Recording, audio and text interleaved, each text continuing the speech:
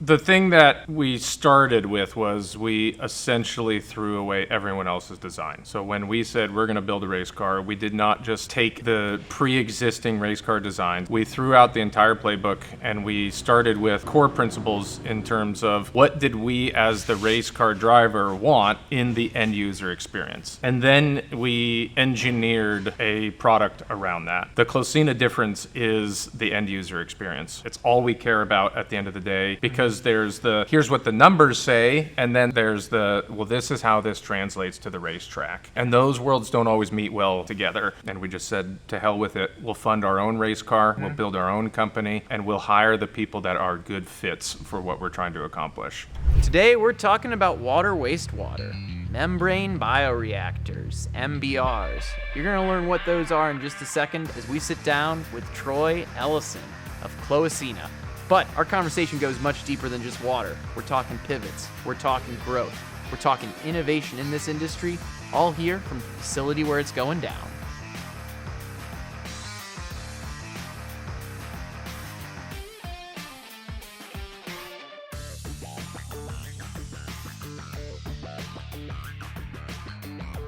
I think I'm just going to dive in, basically. So, I was going to ask a very blunt question. How much of this business has just happened by accident, out of curiosity? It's sort of that phrase like, oh, aren't you lucky, that people tend to say. And luck is you had to have opened the door in order to get to the other side. So legitimately, there are components of the company that were accidental in nature, whereby we just sort of found them along the way. But it's kind of like trying to move a parked car. You've got to be moving in order for the direction to be achieved. So our thing was we always had a bias towards action, and our thing was let's take the hill and we'll figure out the details along the way. So yeah, there's definitely accidents that we happened on, and we just sort of took advantage of them along the way, and then there was a lot of mistakes. I'll have a more refined way of asking that as we get further into this, but I've heard luck described as where opportunity and hard work meet in the middle and get you down the right path from there. Yeah. So, what I really want to ask you to kick this off is, what in the world is an MBR, membrane bioreactor? Describe that as if we're having a drink at Jocko's, like a local barbecue spot around here. Okay, so an MBR, to boil it down, is essentially the most technologically advanced wastewater treatment plant that produces the cleanest effluent, and the effluent is the end product. It's Cloacina's core competency. It's what we're hyper-focused on. Yeah, but you didn't start with like water wastewater treatment, right? You started more in the wine world. Am I making that up? Where was the beginning? Well, yes and no. So we started in the food and beverage industry, and we started producing wastewater treatment plants for that. And we recognized that at that time, so that was back in the late 90s, early 2000s, we recognized that the superior technology for food and beverage was MBR for several reasons, not the least of which was, at that time, we really were hyper-focused on the operations and maintenance, because that was what our core business was back then. And then it just grew from there. Yeah. So describe this like race car analogy that you've used a couple times to describe Cloacina. Yeah. Because you just mentioned it right there. You were starting on the maintenance side. Now you're building the stuff. Like, describe the race car analogy a bit for what you guys do. Okay. Yeah, I'll help explain that. So I tend to deal with things in analogies because we're taking complex concepts and having to explain them to people who aren't, as advanced in their understanding, and there's a lot of acronyms. So the analogy is that in the industry, people wonder how it is that Cloacina is doing what we're doing, because other people have tried and they've failed miserably. And at the end of the day, the reality is that we used to be the race car drivers. So we had a sister company that we still own, the family still owns and manages it on a day-to-day basis. And we were the operators. So we were the race car drivers. We were getting into the cockpit and racing all of the vehicles. And we got handed vehicles from all kinds of different folks out there who are now, some of them, if they're still around, are our competitors. And at a certain point, we realized every race car we were handed sucked. It was terrible. It had been engineered or designed terribly. It had been constructed terribly. It ran like garbage. And we were the race car driver and the pit crew having to service that vehicle. And after enough defeats in the races, we just said, screw this, we're going to build our own race car. And here we are. Defeat being projects that go awry, scope creep. Yeah, all the way up to complete and total failure of the car on the racetrack and everything in between. Can I ask then, I mean, I'm sure that business on the whole was going well, but there were probably challenges and struggles and things like that.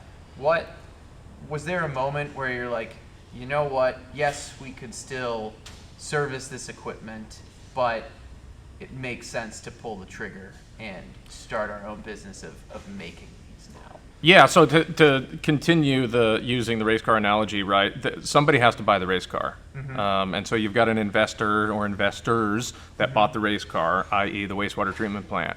And it's pretty hard when you suffer defeat in all the various ways, and then you go back to the circle where the investors are, and they ask you, what the hell happened? Why didn't you win? And you have to look at them and tell them, you bought a terrible car. Yeah. You've built a terrible car. The world's greatest race car driver still can't make this race car win. And that's, some investors understood it and they said, great, let's make the changes that we need to, et cetera. And others were indignant because they don't even understand a race car themselves. They can't even point to where the engine is in the car, if you will. So let's talk about the race car a little bit more. We were taking a little tour this morning of your facility, and one of the things that stuck out in my mind that has you guys making this great race car is you're doing your FATs on site, right? That seemed like a bit of a unique part of the process to test an entire wastewater treatment facility before it ships out the door. But I imagine that's just one element. You know, how it's made probably plays into us. What makes these MBRs great race cars? The thing that we started with was we essentially threw away everyone else's design. So when we said we're going to build a race car, we did not just take the pre-existing race car designs, if you will. We threw out the entire playbook and we started with core principles in terms of what did we as the race car driver want in the end user experience. And then we engineered a product around that. And that is really, at the end of the day, if you boiled everything down, the Cloacina difference is the end user experience. We're hyper-focused on that. It's all we care about at the end of the day. It's what drives a lot of the arguments within the walls of Cloacina. And those are really, really necessary arguments to be had. Because there's here's what the numbers say, and then there's well, this is how this translates to the racetrack. And those worlds don't always meet well together. And in the wastewater industry specifically, frankly, the numbers side of things have led. And unfortunately, our industry is such that we have discounted at most instances what the actual operators have to say, which is an absolute wild proposition and stance for the industry to take. And it's led to why we are where we are.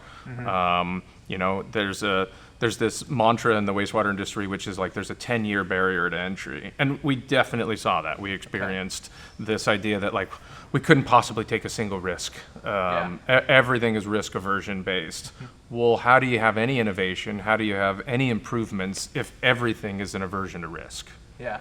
How did you change the mentality of the industry then? Or how did you manage that 10 years? I stopped listening to the people that didn't matter. Yeah.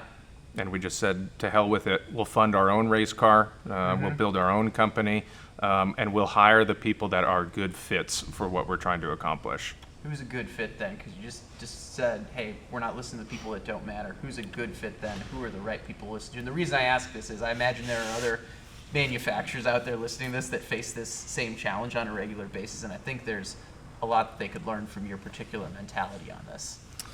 So firstly, you have to build a authentic culture in the company. And so that's where basically all of our competitors will fail. They don't actually care about anything other than shareholder valuation. So what do? Is we've built a culture where everybody's voice matters in a meritocratic manner, and everything is essentially weighed against how that comes back into the conversation. So there's people that we have where at various points their voice matters the absolute most. So for instance, when we're talking about tank design, yeah, I care what the structural engineer has to say from an analytical standpoint, but ultimately I care more about a constructability and an end user experience. If they notice something here on the shop floor that isn't highly constructible or is some impediment to them moving effectively, then at that moment I care more about what he says than the structural engineer. Then we'll take it back to the structural analysis and see if we need to reconfigure anything. So that is not an easy thing to do. What I said, translated across 1,000 instances, it's extremely difficult, and it has to be managed in a delicate manner. I can imagine, because what I heard you say was, it sounds like you're balancing different perspectives that are all important, but they need to be taken into account at the right time. That's right. And we're going to go a couple directions with this conversation, because I want to ask you about your growth, because I think there's a lot there that folks can learn from. But since we're on this customer experience train right now, I've got to ask you a little bit about this.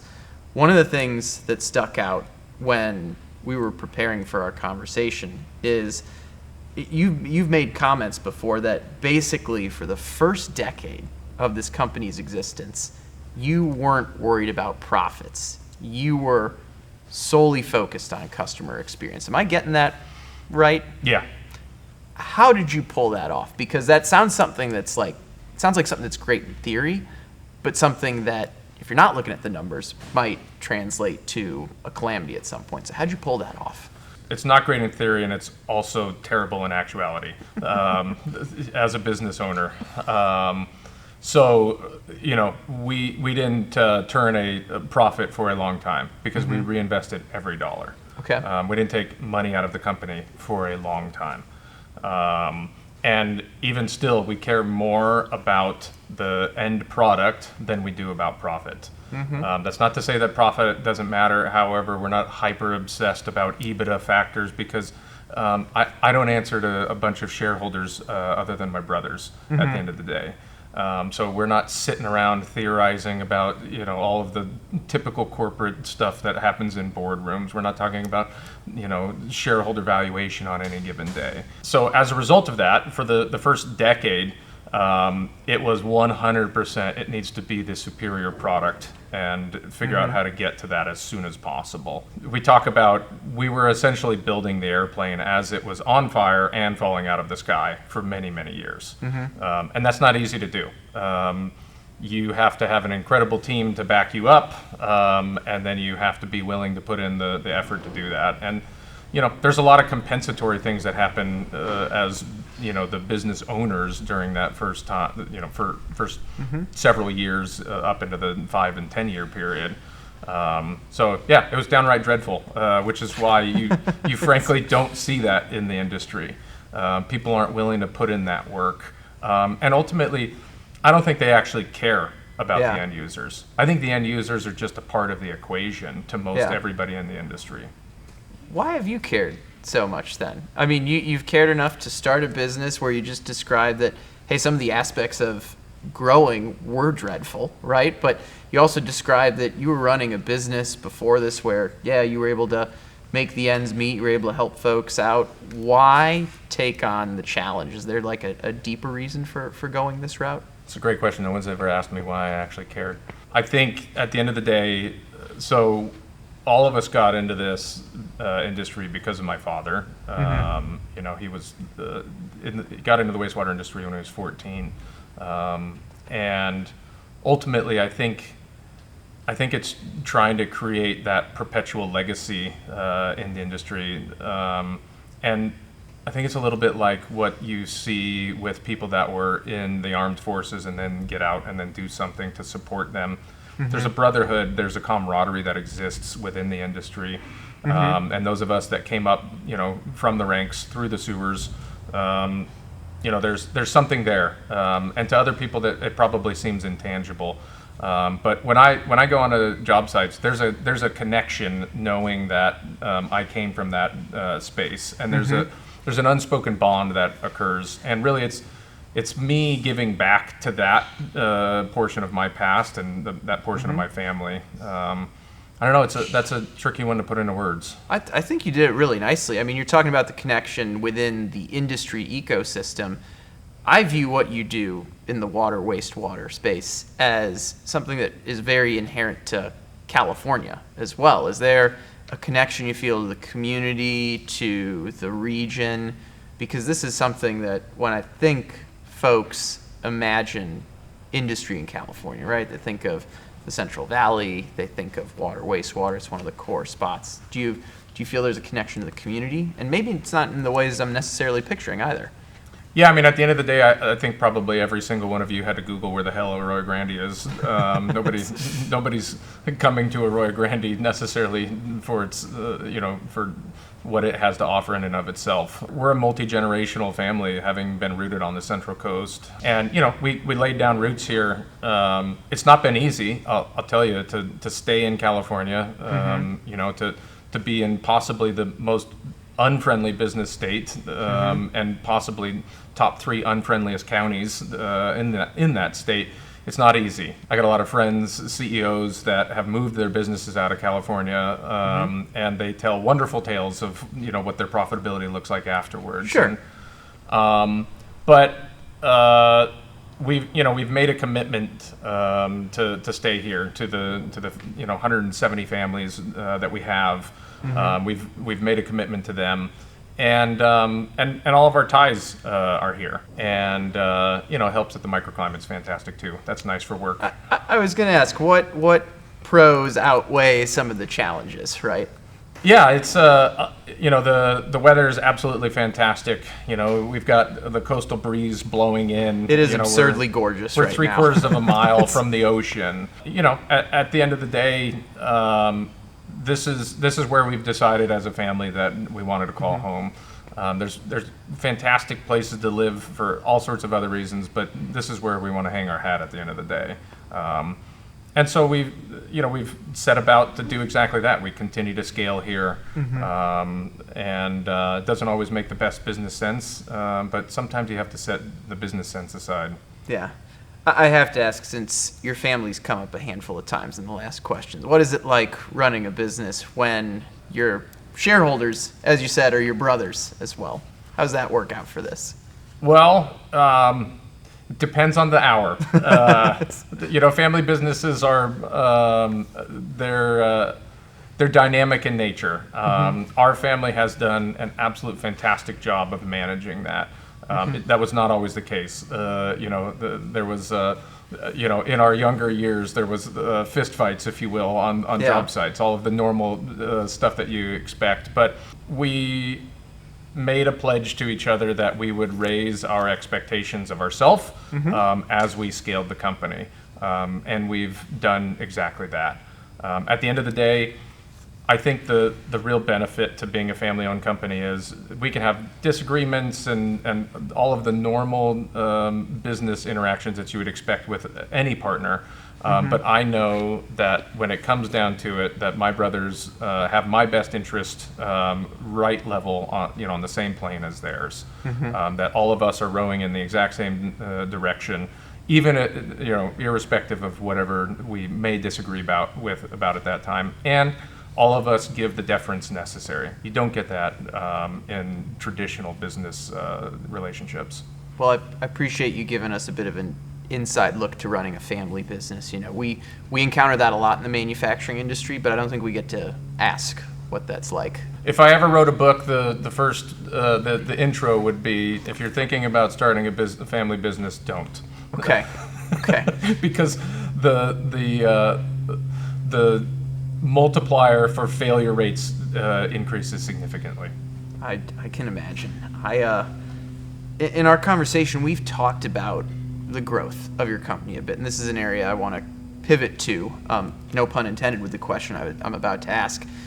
You went from servicing the equipment to building the equipment. You went from primarily providing water treatment solutions for the CPG, food and beverage space, to now, just the larger water wastewater applications. What have those pivots been like? How do you navigate those pivots? There's calculated growth, and then there's the uncalculated growth, and scaling at times has been extremely difficult and painful. But at the end of the day, my opinion is if you set your sights on something that's worthy, then everything on the way is worth it. So it made the hellish days, nights, weekends, weeks, months worth it at the end of the day. It doesn't necessarily make it easier at the moment, but I think having that sort of North Star or that overarching perspective vision helps to keep you grounded at the moment. And at the end of the day, the scaling, there's been times where I just came in and held on for the ride. There was nothing I could do to pull the reins back on the horses. And then there's been years where we've set out a very calculated, careful, deliberate plan for exactly how we were going to do things and all the metrics and everything that you have in the business world. And then it's completely blown apart a month later because of X that happens. Almost always for the better.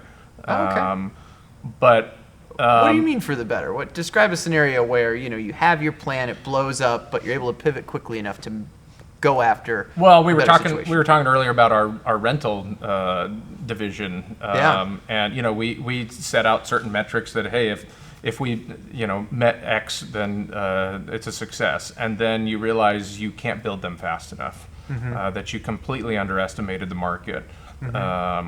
And that's for the better. It means that what I saw in the tea leaves was actually the case, and then some. Let's head back to Jocko's for a minute, where we're having some beers. When you talk about the rental business, describe that for someone that's not familiar with it, because I think this is a really important part of the impact you're making here. Yeah, so it's kind of the concept, going back to the car analogy. There's rental cars for all sorts of different reasons. Some people use them for travel. Some businesses rent with fleets and things for when their equipment takes a nosedive. At the end of the day, wastewater treatment plants are subject to all sorts of failures, upsets, issues, and it's critical infrastructure. Small communities have plants that no different than the larger communities. If they go down, they have serious issues, which at the end of the day ultimately comes down to environmental stewardship for them. So being able to have a rapidly deployed system for them fills a real need when they need it. And so we've designed them to be essentially ready to set up and rock and roll in about a day or two, which is kind of an unheard of concept. And so it's caught hold in the industry. Yeah, and you had mentioned it's one of the areas that you hadn't necessarily expected it to become a core focus, but you very quickly realized that rental business was going to be a key part of what you do. Yeah. I'd have a somewhat different question based on one of the things you said earlier. We're in the middle of a bit of an industrial renaissance right now, I think, right? Making stuff is cool again. And you mentioned how it's hard to scale a manufacturing business. Paint a picture as to why that's the case.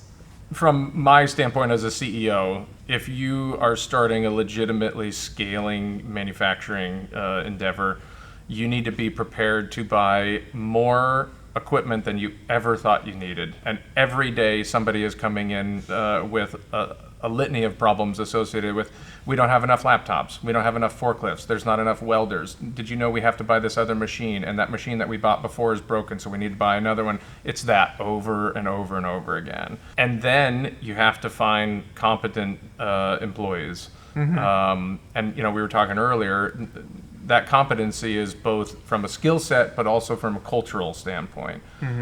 So you look around at what we're building, we're not just doing ornamental hand railing for people's houses here where, the client may or may not notice something that matters. We're building the highest, and greatest value MBRs in the entire industry. And as a result, that takes a very unique craftsman to fill that position. And we're not in a giant, metropolitan area, so it's even more difficult from our perspective to find the right employee. So yeah, there's an innumerable amount of problems associated with scaling on the manufacturing side, and it's years before it's even worth it. Yeah, I think it's very telling that the main thing I heard you highlight there was the people side of the business and creating that culture. I mean, this is a two-part question, because if I have my numbers right, your business really I believe this part of the business started around 2014, and you had like 0 employees at that point and grew it to like 160, 170 now. Am I close on those numbers? Yeah, I mean, we came to the building behind us in 2015. We had, I think, 2 employees. Okay. And a couple of good ideas. All right. And we had deployed some units, but we had literally built those units in our backyard. Yeah. So yeah, we came here, we looked around, and we thought, geez, what are we going to do with all this extra space? And there was not any extra space a year later. Yeah. And then the building we're sitting in, we had to build in 2017 because we were out of room, and it just kept going from there. So, and the reason I mention those numbers is I want the audience to know we're not being hyperbolic here. You literally went from effectively just a couple people to over 100 now at this point. How do you lead through that type of growth? My style is I lead from the front. I'm at the front of the charge. So, it was a lot of hours, and more importantly than anything, it was setting the tone, creating the culture, reinforcing the culture, and ensuring that at no point in time did I spook the herd. Sure. It's a tricky thing. It's a balancing act. It is. When someone asks you what characterizes the culture at Cloacina, what do you tell them? Or what's the type of person you're looking for when you're like, that person could be a fit for our team? The kind of person that I'm looking for, and it's a little bit different based on the teams, but ultimately there's some similarities between them. Their trait openness needs to be extremely high. Their ability to have their baby called ugly has to be at the forefront of their minds, because I am looking for somebody who is not immediately married to their ideas. Okay. They have to be able to depart from their idea at the first presence or sign of a better idea. And that is why we are the way we are, because every day I expect everyone to come in and be ready at a moment's notice to abandon whatever bad idea they had yesterday. And so it's tough. We've had a lot of highly intelligent, highly capable people, and that's from the design side all the way down to the actual craftsmen, and they are married to their ideas. Yeah. They can't distance themselves. They cannot take criticism, and it just doesn't work. Yeah. Because at the end of the day, I'm not designing a product today that I'll build in the exact same format for 15 years. We're doing iterative improvements and closing that feedback loop constantly. Yeah. That's a great specific example. And I like that you talked about the iterative improvements you're making, because something we talked about way earlier in the conversation was innovation in water wastewater, right? And it kind of moves slowly. So how do you innovate in an industry that traditionally, and I think a lot of people's perspectives, is one that does move at a slower pace than others, and isn't, ironically, to the example you just gave, an industry that's not as willing to quickly adopt new ideas? I don't mean to fully bemoan it, but at the end of the day, our industry moves glacially. Okay. It's indiscernible. That's a very unique way of describing it. Yeah. It moves that slow. Yeah. You would have to take it over, a 100-year time span to really see actual net improvements or changes. So that being said, how do we or how have we dealt with that? One, we have been willing to take all of the risk ourselves. Yeah. So it's interesting because our industry has essentially set up a schema of in desire to actually take liability. Everybody has been ready at a moment's notice to shed liability to someone else. So you get the old scarecrow, went that way. Sure. And so we have embraced and actually encourage single point liability for everything we do. Wow.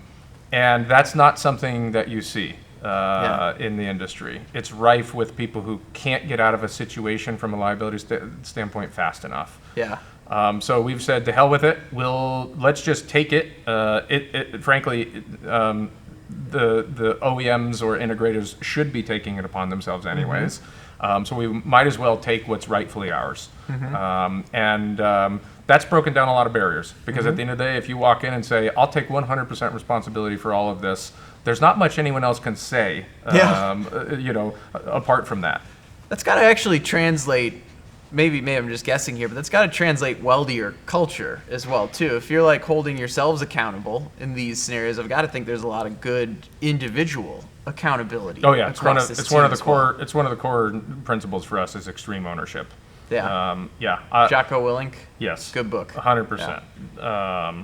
So I will be more upset with somebody for not having taken the responsibility, and than the inverse of that. Yeah.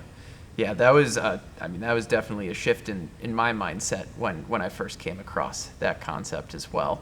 As we're talking about this, one thing that is a little interesting in your answers, you guys do take on not only just like the liabilities you were just describing, but a lot of the work yourselves in-house. But what does this look like from a partnership standpoint, right? We're here doing the Made Here series. We're hanging out with our buddies from Royal.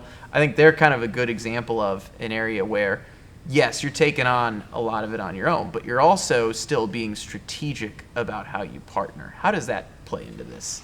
Yeah, so the partnering is really important because we are a unique and somewhat novel approach on some of these projects. You do have to partner with the right people, and there has to be a cultural fit with the other members of the team. So there's internal and external partnering, and Royal is a fantastic example of internal partnering. So we've worked with the Royal team over years to take what they have to offer the industry and bring it into our fold, and ultimately that has helped with the external partnering. Because the Royal family of companies represents, sort of staples of the industry, it's really easy for us to walk in and use such terms as Rockwell or Allen Bradley. Like, once you say things like, oh, well, our PLCs are, Allen Bradley's, and it's on the, this Rockwell platform, like, that's it. That's the end of the conversation. You're not wondering, what it is that you're getting at the end of the day. They're able to take the ambiguous and turn it into something that's highly definable. So that's helped immensely. And then it's a matter of making sure that there's an equal amount of that same sort of cultural approach. And Royal has been exactly that. And everybody in the entire Royal suite has taken that. Now, whether or not that's had to be groomed on their side or not, I'm not sure. But ultimately, they've done a fantastic job of taking that extreme ownership within their team as well, all the way from the very beginning. One of my last questions is around your comment around internal and external partnering, because I overheard one of your conversations before we were starting this interview that one of your primary responsibilities right now is to set the North Star. And that's both an internal and external function. So what does that North Star look like, and how do you set that both internally and externally? Well, at the end of the day, the sort of there's a bunch of different North Stars, right? So everybody's looking at a different horizon, and they have a different user experience. So what I have to make sure is that we're all at least heading towards that common North Star. And for us, that boils down to one thing. We are on a relentless pursuit for the perfect MBR. The reason it's relentless is we will never get there. We will never achieve perfection. Perfection is the process, it's not a destination. And so then I sort of, I try to act as that sextant for everyone else, aligning them with the North Star at the end of the day. And so it means all sorts of different things to each of the individual teams, because they have their own things that they have to do to make sure that the ship is heading towards that point in which we'll never reach. Yeah. And again, it takes a special person, right? Like go back hundreds of years when men stepped foot onto a boat that they had no idea where it was going. They just said, we're going to go find an isle that may or may not exist. Like that takes a special breed of person. Yeah. And we've attempted to attract that very type of person. The idea that like there is no actual destination for us, that's off-putting for some people, in the industry. And so we're not for everyone, and we recognize that. Yeah. Well, I mean, that's what ultimately forms the best companies, when you have a very specific type of person that can thrive in a unique environment. One of my last questions that kind of came up from that conversation is you're clearly very proud of what you do. I love that you're describing this as a process, a journey. It's not necessarily a destination, but in the spirit of innovation, right? I mean, what is next for the MBR world, right? Where do you see evolution going, and how are you trying to navigate that right now? What's around the corner for us, we're on the tail end of a lot of initiatives to productize things. So it used to be that we were, in our early days, we were very much like a custom hot rod shop, building everything one-off based on what the customer needed. And we've shifted over the last 5 years towards productizing everything. Yeah. So ultimately what that means is more and more standardization. There's pros and cons to standardization. Sure. At the end of the day, the overarching pros are that you have a more scalable product, and you have a more defensible and ultimately supportable product. Yeah. And so that's a lot of where we're headed over the next year from now. And then we are, again, to go back to sort of the car analogies. So you go back 10 years ago and they start releasing things like cruise control that's electronic and lane keeping, and you start seeing some automated features within the vehicles. Then you get into kind of the mid-range where it is driving, but you've still got to have your hands on the wheel and you're participating in certain meaningful ways. And now we're seeing the Waymos out there, if you will, that are essentially, nobody's driving them. You hop in the passenger seat. That's where we're headed. Ultimately, we are digitizing all of what has been kept in our brains, tribally speaking, and passed down from operator to operator, and we're turning that into automated processes. And we want the machine to do more of that intelligent thinking and then compensatory decision making. So that's the next step for us, is the complete and total automation, which Royal plays a big part in. We have to leverage the suite of offerings that they have in that endeavor, which is why they're such a critical partner for us. Well, I appreciate your clarity in the things you're doing, productizing, building that product. I've been in that same world before, going from customization to product, and I see where those benefits certainly arise. Last question I gotta ask is, where does the name Cloacina come from? Why a Spartan logo as well? I went to a high school where my mascot was Spartan, so we got to dig into that one for a little bit of fun here at the end. So ultimately, Cloacina is the Roman goddess of wastewater. And when go back to 2007, the family was arguing around the dinner table as to what we should call it. We knew that we were starting a company, and we needed to register it with the state. And essentially the argument goes like this: we don't want to be called aqua, hydro, water, blah, blah, blah. And then somebody was like, well, there's got to be a god we could pray to for the answer. That's awesome. And somebody Googled, and turns out, there was a Roman goddess of wastewater, Cloacina. Okay. And, as you may recall, the Romans, they had the first aqueduct system. Yep. They essentially had the first gravity collection sewer system.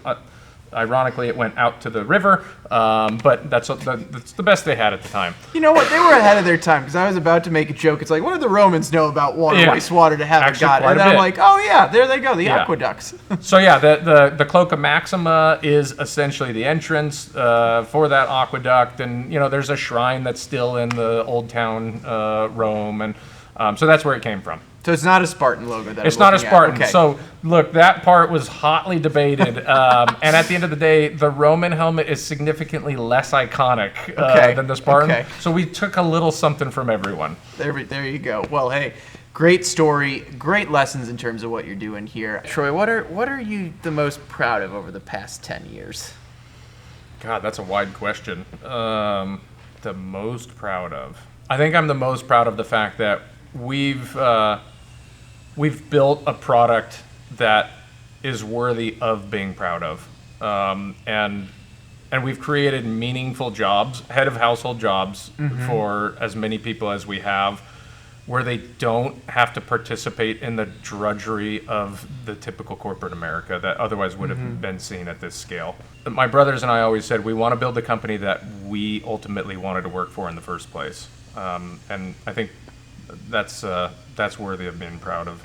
100%. I loved this conversation. Troy, thanks so much for taking the time. Yeah, you're welcome. Cheers. Thank you.